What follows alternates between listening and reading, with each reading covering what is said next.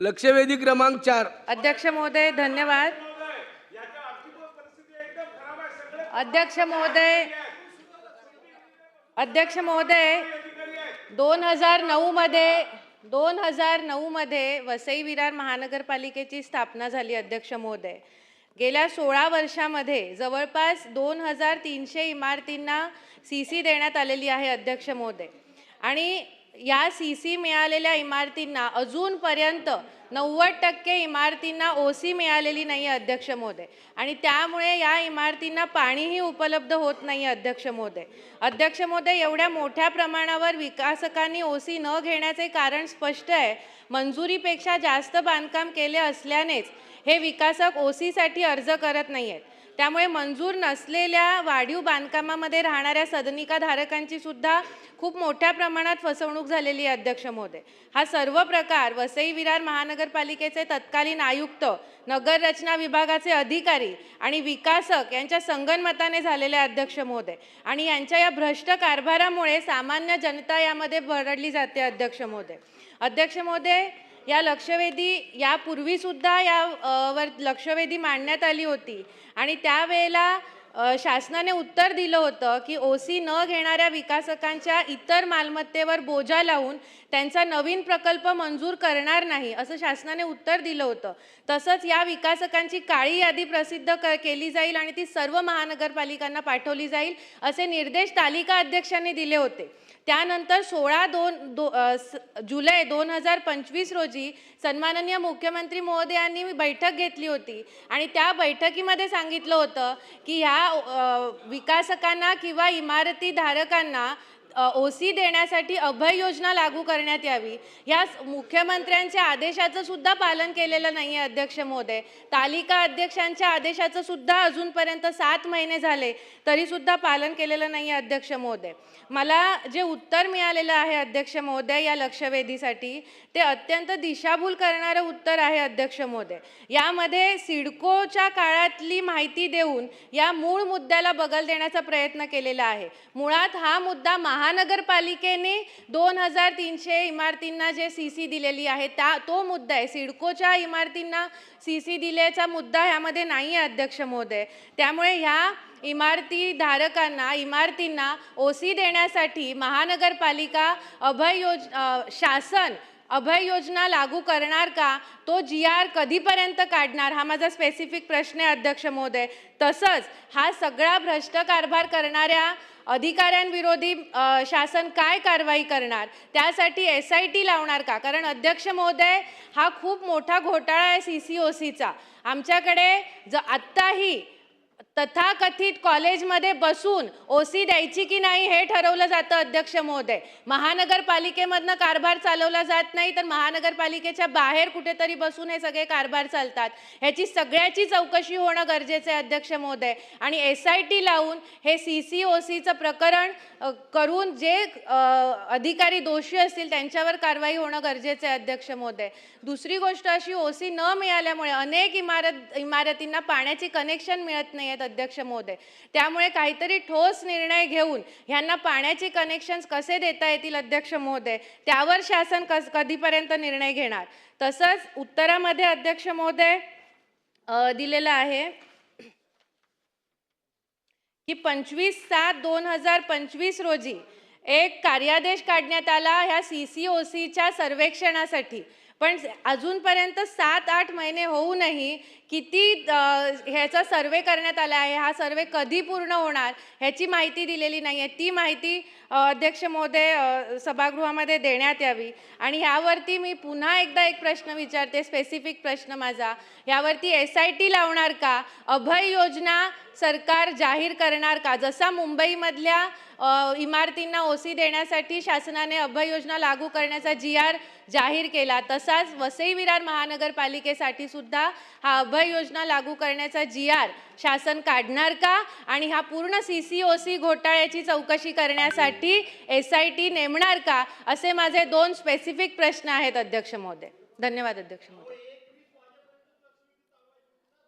अध्यक्ष महोदय सदस्य स्नेहाताई दुबे यांनी हा जो प्रश्न उपस्थित केला अध्यक्ष महोदय हा मागच्या वेळेस पण सभेमध्ये येऊन गेला आणि ज्या वेळेस ह्या ओसी संबंधाचा जवळजवळ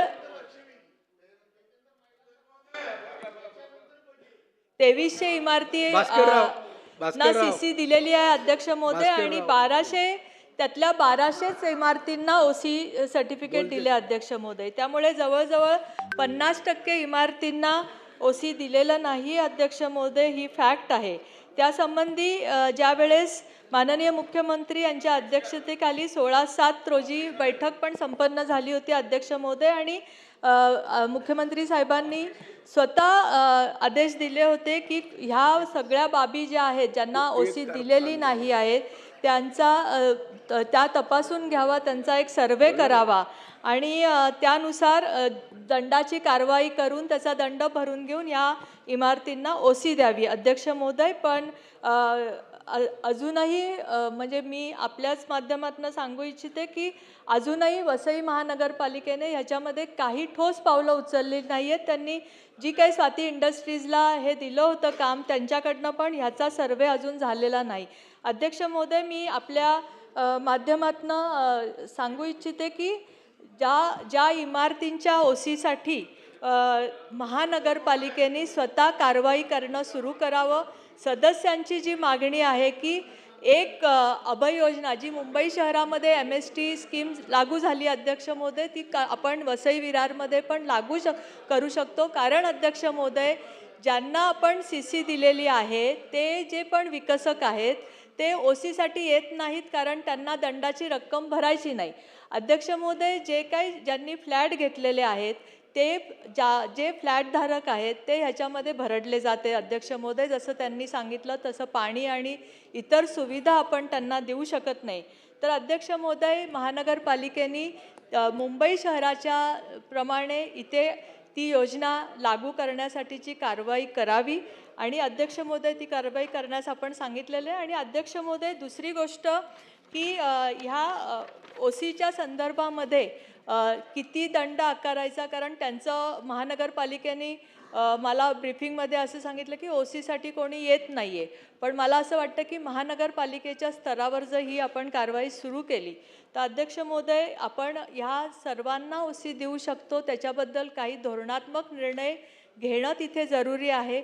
आपली जी ओसी देण्याच्या पॉलिसीमध्ये म्हणजे जर त्यांना आपण निर्देश दिले होते की जे पण विकसक आहेत त्यांना तो दंड जो लावलेला आहे तो त्यांच्याकडनं त्यांच्या दुसऱ्या मालमत्तेच्या आधारे त्याच्यावर बोजा चढवून तो वसूल करावा, पण तोही अद्यापपर्यंत त्याच्यासंबंधीची पण काही कारवाई महानगरपालिकेने केलेली नाही. हा अतिशय गंभीर प्रश्न आहे अध्यक्ष महोदय.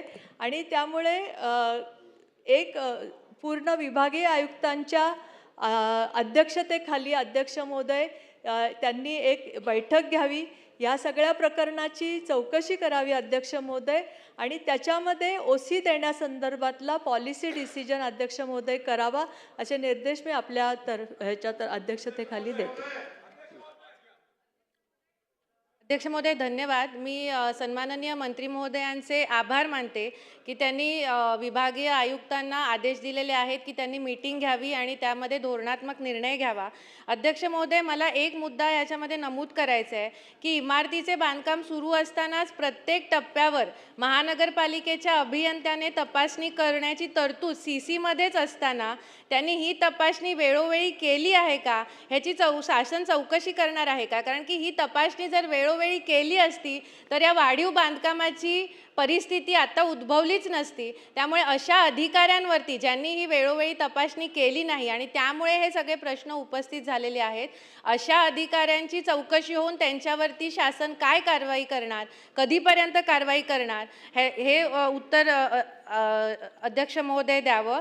तसंच मला अभय योजना लागू करण्यासाठी धोरणात्मक निर्णय हा शासनाने घ्यायचा आहे अध्यक्ष महोदय.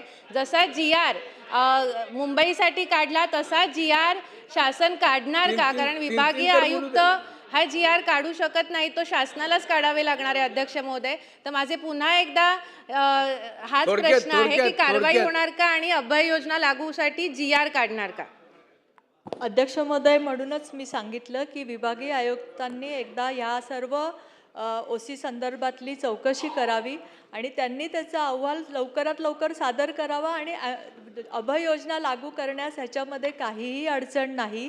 त्यांच्या चौकशीचा अहवाल आल्या आल्या आपण अभय योजना लागू करण्यासंबंधीचे निर्देश देतील. लक्षवेधी क्रमांक